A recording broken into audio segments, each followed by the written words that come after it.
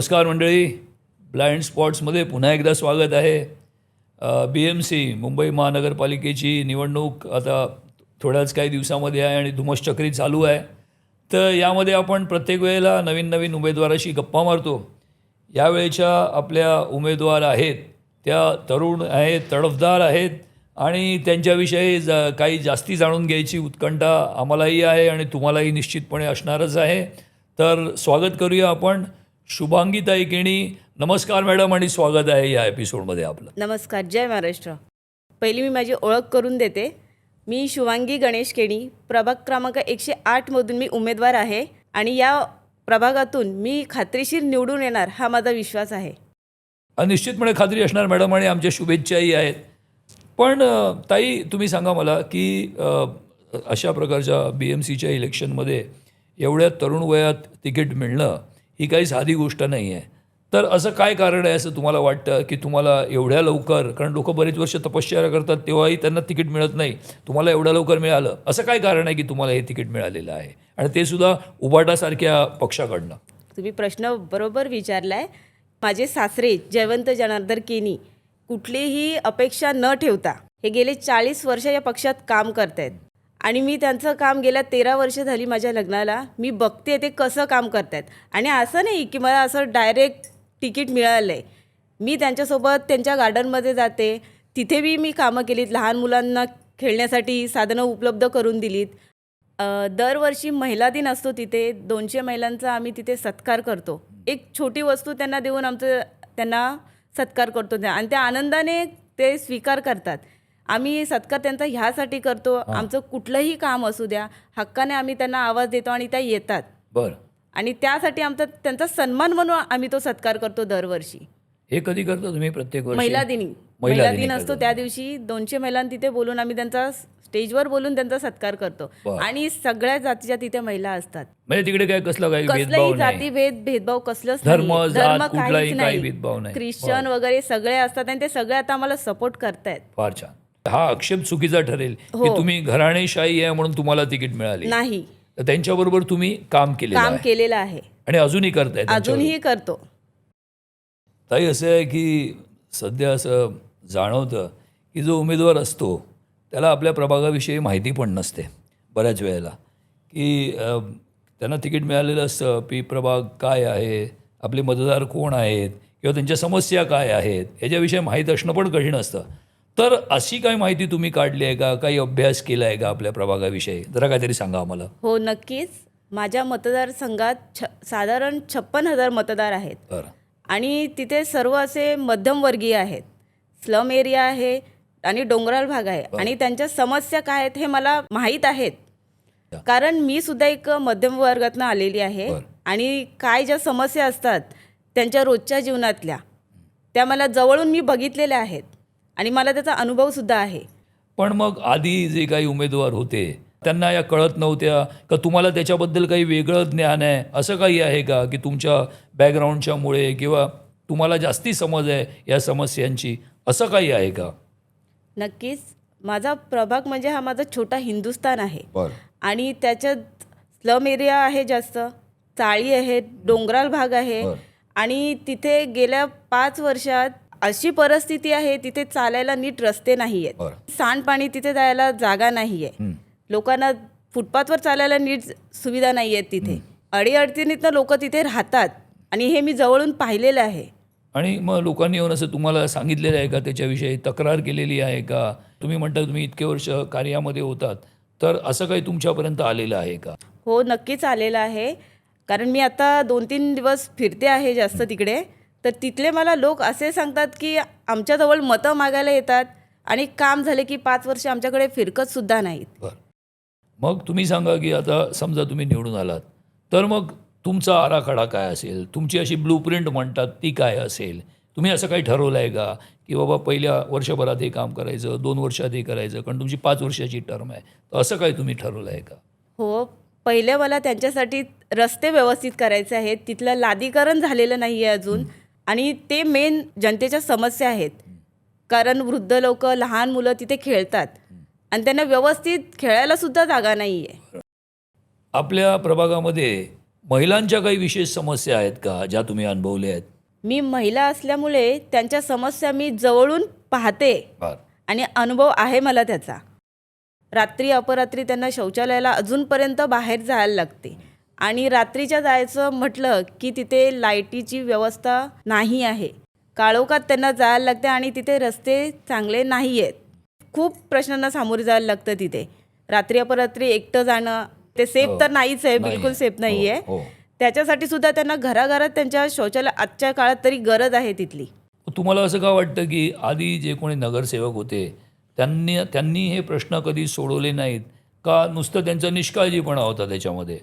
नक्कीच त्यांचा निष्काळजीपणा आहे, कारण तिथे मध्यमवर्गीय लोक जास्त असल्यामुळे मध्यमवर्गीयांच्या समस्या मी एक स्त्री आहे म्हणून मला जास्त जवळून समजतात. बरोबर. ते लोक येत आहेत, त्यांचं आम्ही हे करू ते करू सांगतात आणि निघून जातात. पुढे काय होतं ते त्यांना बघत सुद्धा नाही आहेत तिथे. ते महिलांना किती त्रास होतो, लहान मुलांना किती त्रास होतो.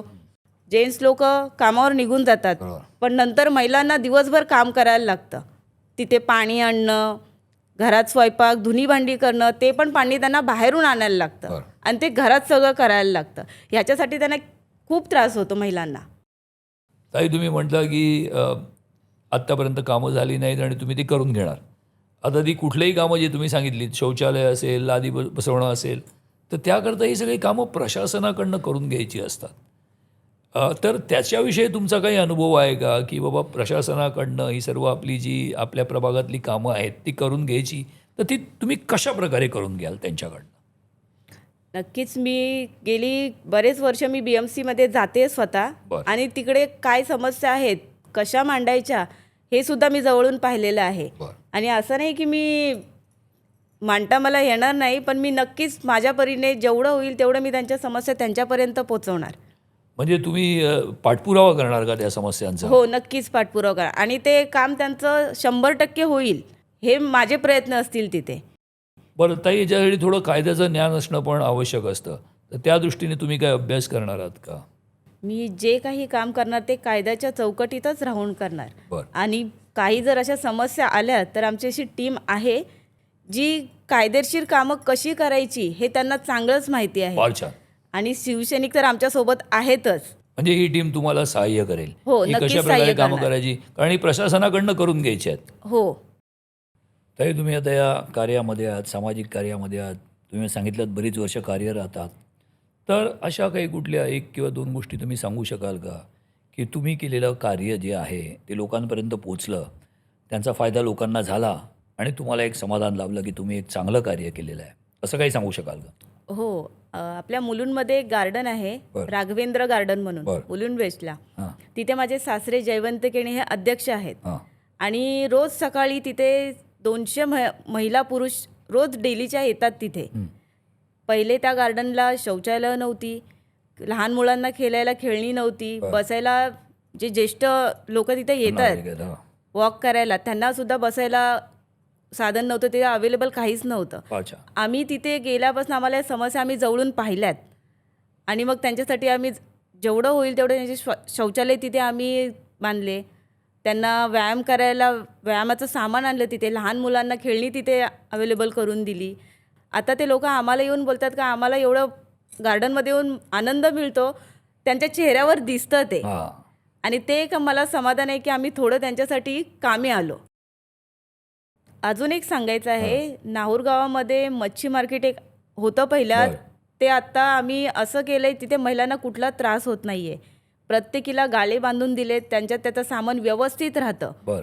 आणि ते एक आम्हाला समाधान आहे की आमच्या प्रयत्नांनी तिथे महिलांना सुविधा उपलब्ध झाली आहे. तिथे म्हणजे विक्री सोपी झाली का विक्री तिकडे? सोपी झाली आहे. बरं. त्यांना कुठली अडचण येत नाही आता तिथे. त्यांचं सामान ठेवायला, मच्छी ठेवायला, पाणी वगैरे त्यांना लागतं. बरं. ते सगळं व्यवस्थित आता प्रत्येकीचा वेगवेगळं तिथे करून छान. मांडता येतं आणि हे त्यांना. सगळं तुमच्या आमच्या प्रयत्नांनी मेहनतीने झालेलं आणि आहे. प्रयत्नांनी झालेलं आहे. ताई, असं असतं की कुठच्याही प्रभागामध्ये कायदा आणि सुव्यवस्था ही असली पाहिजे. बऱ्याच ठिकाणी असं अनुभवलं जातं की असामाजिक कृत्य घडतात आणि एक नगरसेवक म्हणून तुम्हाला ते बघणं अतिशय गरजेचं आहे. तर पहिली गोष्ट तर असं काही तुम्हाला आढळलं आहे का? आणि जर आढळलं असेल तर त्याच्यावर तुम्ही काही निर्बंध करणार आहात का, किंवा त्या दृष्टीने काय पावलं उचलणार आहात तुम्ही? निश्चितपणे प्रभागामध्ये असामाजिक कृत्य जे घडत आहेत त्याला आळा घालण्यासाठी आम्ही महिला संघटनेचा मोर्चा तिथे काढणार आहोत. हां, बरं. आणि तिथले जे तरुण तरुणी आहेत हां. त्यांना हे व्यसन न लागावं ह्याच्यासाठी मी प्रयत्न करणार. ताई, तुम्ही आता समाजकार्यात आहात, राजकारणात आहात, तर आम्हाला थोडं जरा तुमच्याविषयी सांगाल का, की तुमची पार्श्वभूमी काय होती? हा प्रवास इथपर्यंत झाला तो कसा झाला? मी मूळची उरणची आहे बरं. आणि माझे वडील तिथे शेतकरी आहेत हां. आणि आम्ही शेती करतो तिथे करायचो. हां. आणि आता शेतकरीची मुलगी असल्यामुळे तिथले माणसं कशी माणुसकी जपायची हे मला चांगलंच माहिती आहे. बरोबर. आणि लग्न झाल्यावर इकडे माहेरी आली, सासरी आली मी. आणि सासरी जेव्हा आली हो. तेव्हा सासऱ्यांचं मी काम बघितलं, हां. ते कशा पद्धतीने सामाजिक काम करतात आणि मलाही थोडी थोडी अशी रुची व्हायला लागली. लागले. आणि त्यांच्या पाठबळाने आज मी इथे उभी आहे. इथपर्यंत आलेले आहात तुम्ही. ताई, आत्तापर्यंत आपण सामाजिक आणि राजकीय या विषयावर बोललो. थोडंसं जर आता आपण एक हलक्या विषयावर बोलूया, जे लाईटर विषय ज्याला म्हणतो. तर ताई, तुम्ही ह्याच्या व्यतिरिक्त तुमच्या खाजगी आयुष्यामध्ये अशा काही आवडीनिवडी की ज्याच्यामध्ये तुमचं मन रमतं, ह्याच्याविषयी जरा सांगा. मला जेवण बनवायला आवडतं बरं, फार आणि छान. दुसऱ्यांना नवीन नवीन पदार्थ बनवायला खाऊन मी घालते. म्हणजे माझ्या मुलीचीच फरमाईश असते, रोज ती स्कूलला जाते, हां. सकाळी मला टिफिनला हे हवंय, हां. उद्या पावभाजी हवंय, मग बर्गर हवंय. मग ते वेगवेगळे पदार्थ मला तिला बनवून द्यायला आवडतात. बरं. म्हणजे तुम्ही चांगल्या कुक आहात असं तुम्हाला म्हणायचं. हां आहे. बरं.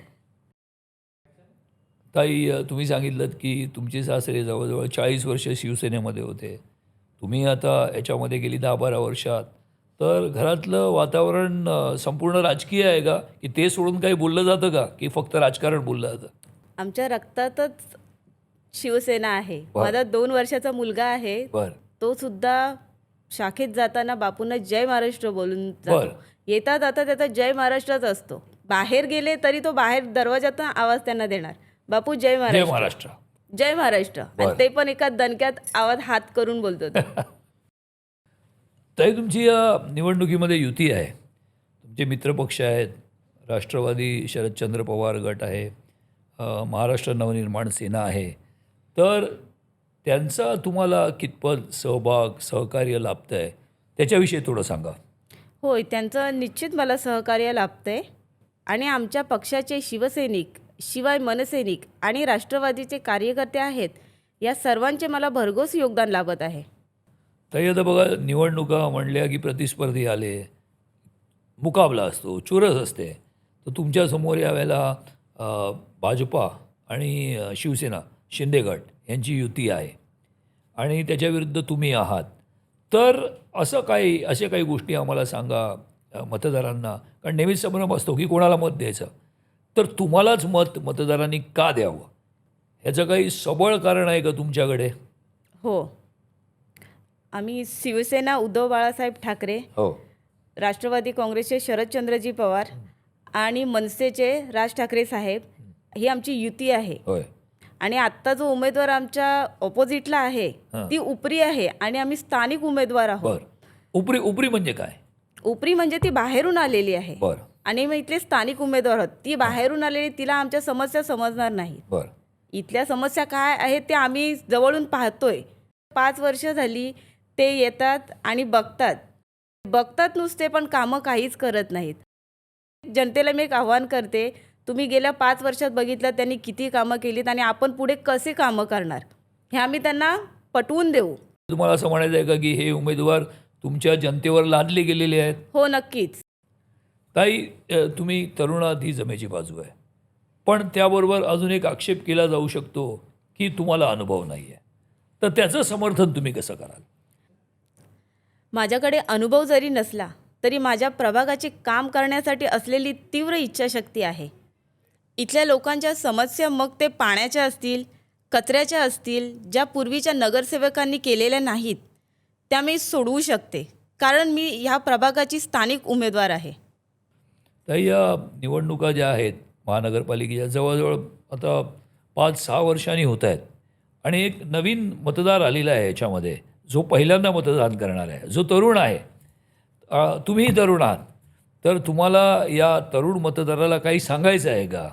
15 जानेवारीला आपलं मतदान आहे. होय. तर सगळ्यांना मी एक आव्हान करीन की तुम्ही जरूर तिथे जाऊन मतदान करा. आपलं मत वाया जाऊ देऊ नका. बरोबर. आणि तुम्ही मला का मतदान कराल ह्याच्यासाठी पण मी सांगते. बरोबर. मी इथली स्थानिक भूमिपुत्र आहे, स्थानिक उमेदवार आहे, तुमच्या हक्काची आहे.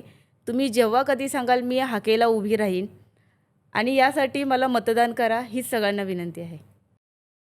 15 तारखेनंतर आपल्याला निकाल येईल. कोणतरी जिंकेल, कोणतरी हरेल. शुभेच्छा आहेत तुम्हाला की तुम्ही निश्चितपणे जिंकून याव्यात. पण त्याच्या पुढची वाटचाल काय असेल? जिंकलं किंवा हरलं, वाटचाल काय असेल? उद्या मी निवडून नाही आले तरी माझं जे आत्ता मी काम हातात घेतले ते मी पूर्ण तर करणारच आहे बरं. आणि याच्या पुढे मी चालू ते ठेवणारच आहे. बरं. समाजकार्य कुठे थांबणार नाही माझं. बरं. म्हणजे निवडून येणं किंवा न येणं ह्याच्याशी त्याचा काही नाही, संबंध काहीही नसणार आहे. संबंध नाही. उद्या निवडून आले तर माझ्या हातात अधिकार येतील. होय. हा एक- पण नसले तरी सुद्धा तरी तुम्ही सुद्धा मी ते काम करणार.